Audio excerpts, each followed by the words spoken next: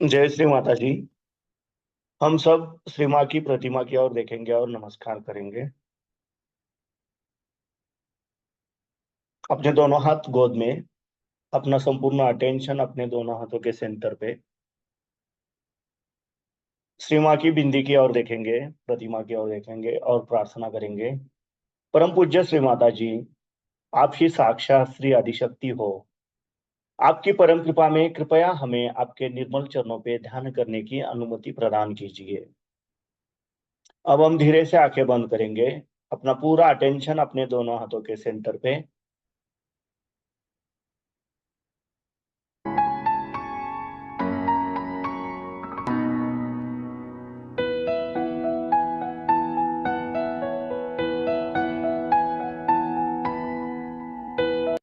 अब हम अपना राइट हैंड पृथ्वी तत्व पर रखेंगे, लेफ्ट हैंड अपने गोद में ही रहेगा। अपना पूरा अटेंशन हम अपने लेफ्ट हैंड के सेंटर पर केंद्रित करेंगे और धीरे धीरे हम अपना अटेंशन अपने लेफ्ट हैंड से अपने तालु भाग की ओर, अपने सहस्त्रार की ओर लेके जाएंगे और सहस्त्रार से धीरे धीरे हम अपना अटेंशन राइट हैंड द्वारा पृथ्वी तत्व में समर्पित करेंगे, छोड़ देंगे। यह क्रिया हमें आराम से 7 बार करनी है। सिर्फ हमें अपना चित्त, अपना अटेंशन लेफ्ट हैंड से अपना हेड और हेड से राइट हैंड 7 बार। ठीक है।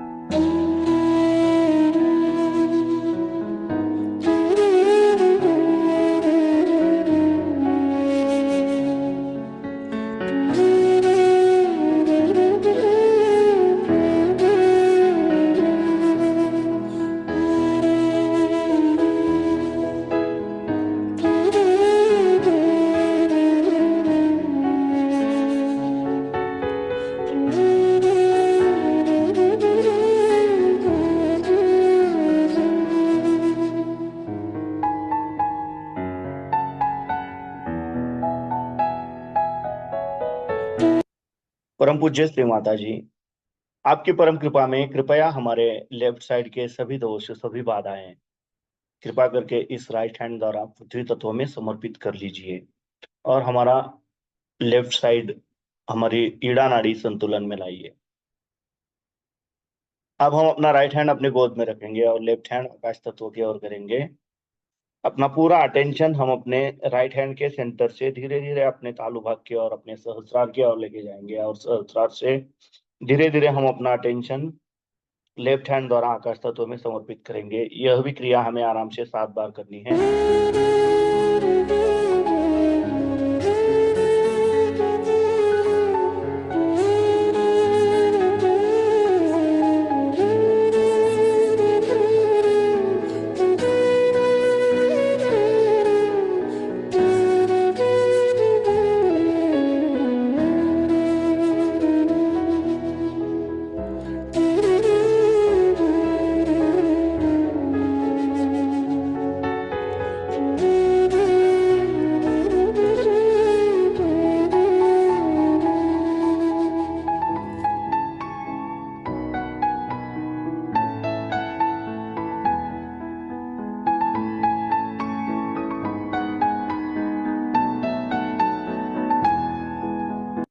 परम पूज्य श्री माता जी, आपकी परम कृपा में कृपया हमारे राइट साइड के सभी दोष सभी बाधाएं इस लेफ्ट हैंड द्वारा आकाश तत्व में समर्पित कर लीजिए और हमारी पिंगला नाड़ी संतुलन में लाइए। अब हम अपने दोनों हाथ अपने गोद में रखेंगे और अपना पूरा अटेंशन अपने दोनों हाथों के सेंटर पर केंद्रित करेंगे।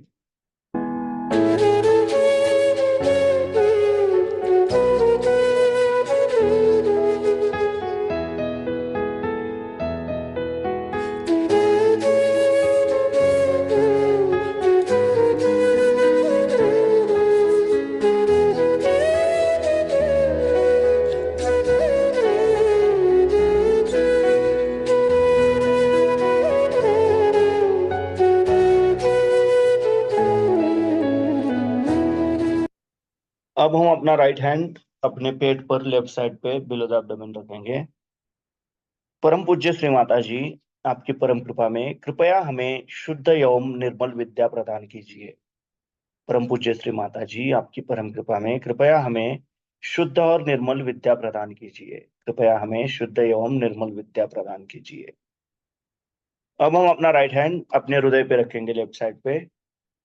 परम पूज्य श्री माता जी, आपकी परम कृपा में मैं केवल एक शुद्ध आत्मा हूँ। मैं मन नहीं, बुद्धि नहीं, शरीर नहीं, अहंकार नहीं, मैं केवल एक शुद्ध आत्मा हूँ। मैं केवल एक शुद्ध आत्मा हूँ। मैं केवल एक शुद्ध आत्मा हूँ। अब हम अपना राइट हैंड अपने फोरहेड पे जहाँ पे हम बिंदी लगाते हैं वहां पे रखेंगे। परम पूज्य श्री माता जी, आपकी परम कृपा में मैंने सबको क्षमा कर दिया है। मेरे मन में किसी के भी प्रति द्वेष भावना नहीं है। मैंने खुद को भी क्षमा कर दिया है। मेरे मन में किसी के भी प्रति द्वेष भावना नहीं है। परम पूज्य श्री माता जी, आपकी परम कृपा में मैंने सबको पूरे हृदय से क्षमा कर दिया है। हमें सदैव क्षमाशील बनाए रखिए। अब हम अपना राइट हैंड अपने सहस्त्रार पे अपने तालू भाग पे दबा के रखेंगे और धीरे धीरे क्लॉकवाइज 7 बार रोटेट करेंगे, मसाज करेंगे।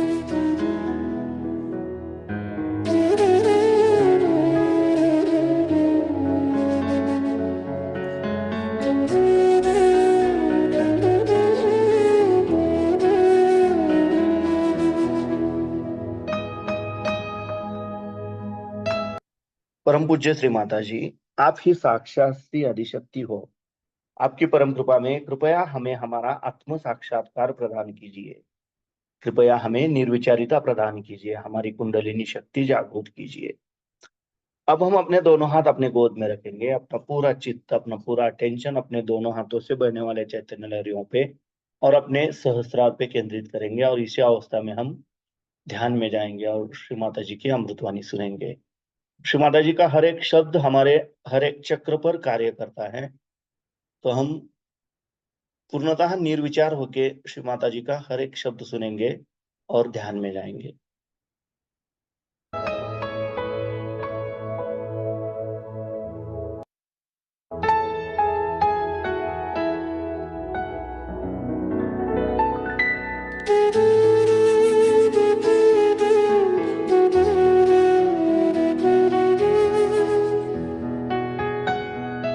और उसके बाद भी जो धर्म के लोग आए, जिन्होंने धर्म वाकई में चाहा दुनिया में फंसाया जाए, उनका चित्त ज्यादा धर्म पे था कि लोग स्वच्छ हो जाए, पवित्र हो जाए और उनको ऐसी दशा में चले जाए कि कल जब उनका उद्धार होने का समय आएगा उस वक्त वो साफ हो जाए।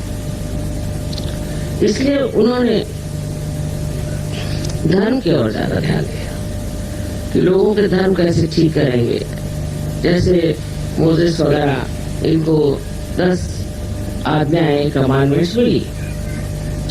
ये सब इसलिए कि लोगों में एक तरह से वो स्थिति आ जाए कि जिससे वो अपना आत्म साक्षात्कार आसानी से प्राप्त करें। हमारे यहाँ भी गुरु नानक आदि इतने बड़े बड़े गुरु हो गए हैं, उन्होंने यही मेहनत की कि मनुष्य जो है वो धर्म पे कम से कम जमा रहे, माने उसमें बैलेंस है, माने उसके अंदर शुद्ध विचार हो और वो पाप पुण्य में पुण्य ही देखता है। श्री गणेश का कार्य और तरह का। श्री गणेश अपनी शक्ति से ही स्वच्छ करते हैं। उनकी शक्ति सबसे बड़ी है, जिसे कहते हैं अबोधिता, माने इनोसेंस।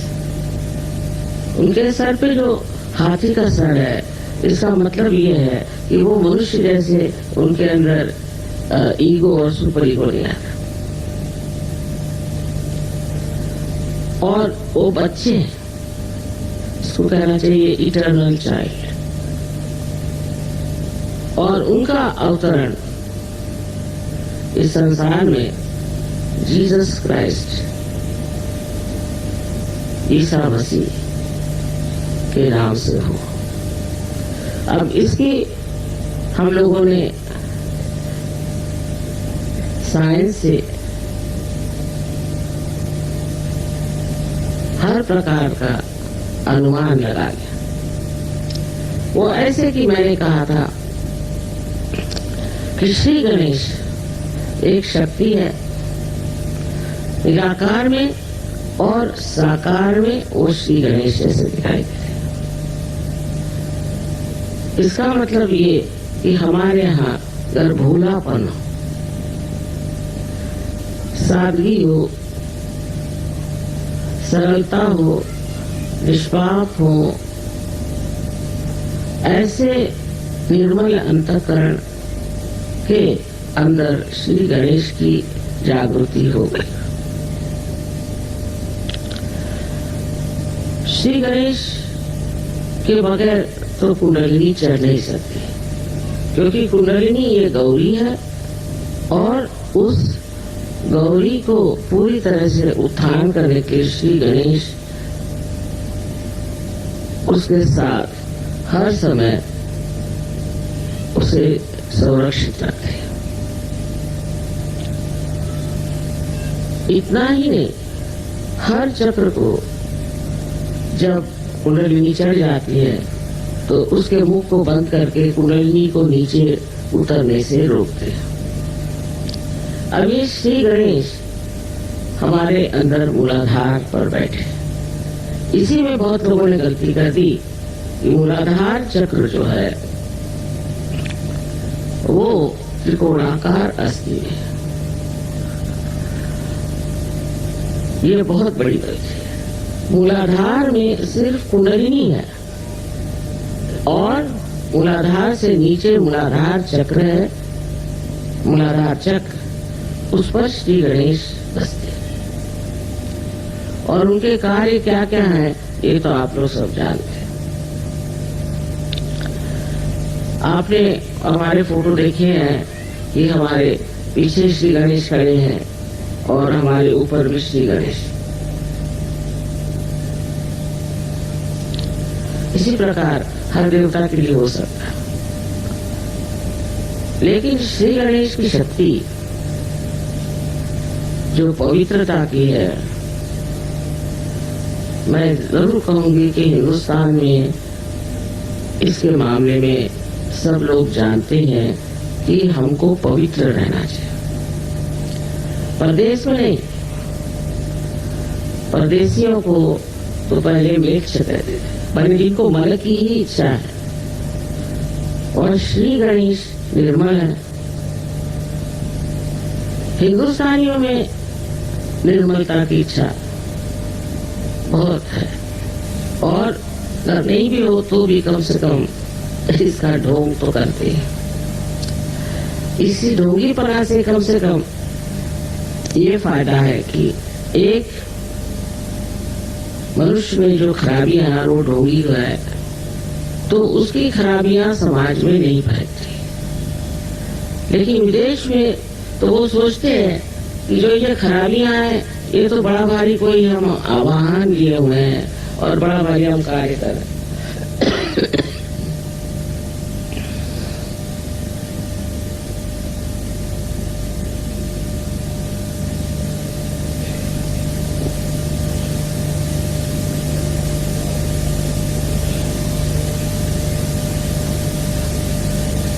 सो खराबियों को अच्छा मान लेना, या उसमें हम कुछ बड़ा भारी एडवेंचर कर रहे हैं ऐसे समझ करके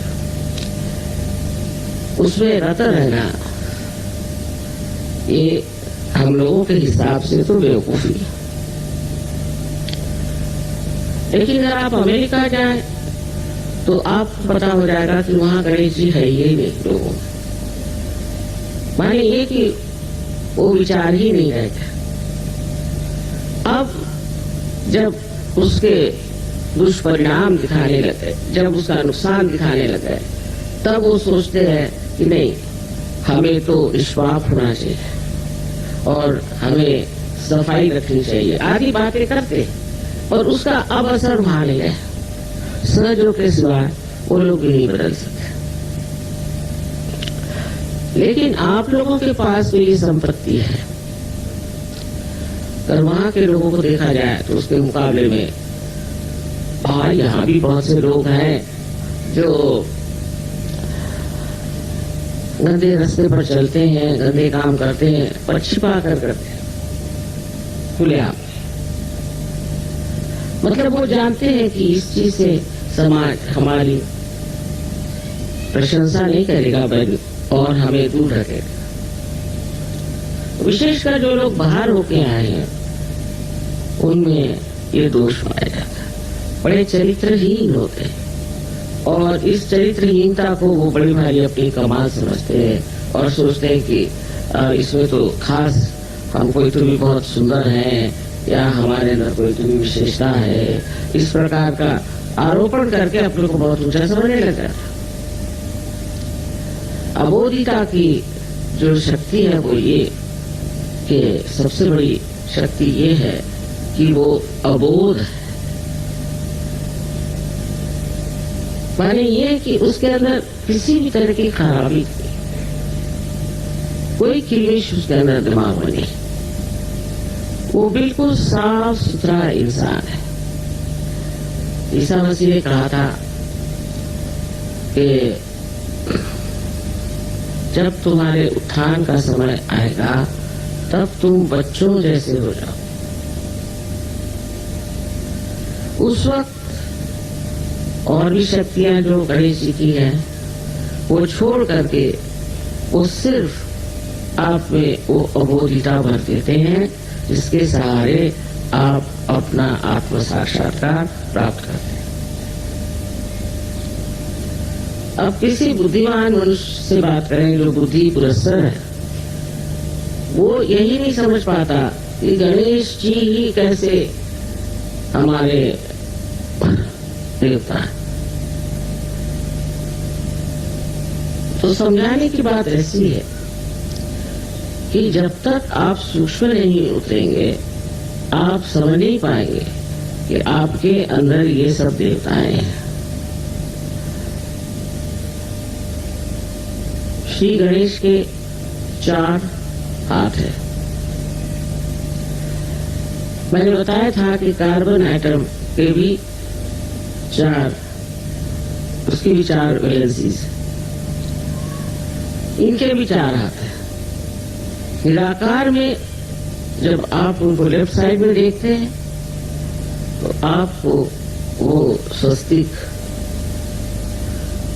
के रूप में दिखाई देते। कार्बन एटम को मैंने कहा कि उसका फोटो उतार के और उसके 3 एंगल से आप फोटो लीजिए। फिर आप जब राइट साइड में उसे देखते हैं तो वो ओंकार दिखाई देते हैं, बहुत से ओंकार।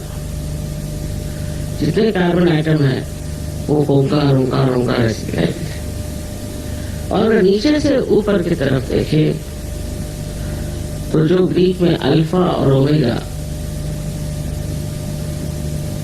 जो 2 संकेत इस्तेमाल होते हैं वो दिखाई देते। ईसा मसीह ने कहा था मैं अल्फा और ओमेगा, अल्फा माने शुरुआत और ओमेगा माने अंत। और उसके जो सिंबल्स बने हुए हैं वही सिंबल्स आपको बिल्कुल दिखाई देंगे। इन्होंने इस पर काम किया।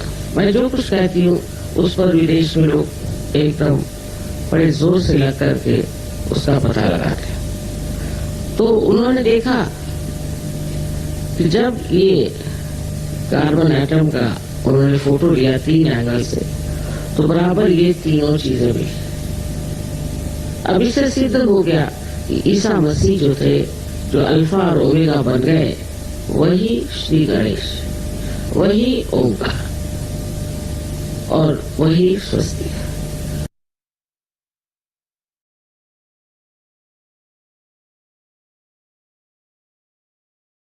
और उसके बाद भी जो धर्म के लोग आए, जिन्होंने धर्म वाकई में चाहा कि दुनिया में प्रसार। अब हम धीरे से आंखें खोलेंगे और श्री माँ की प्रतिमा की ओर देखते हुए नमस्कार। जय श्री माता।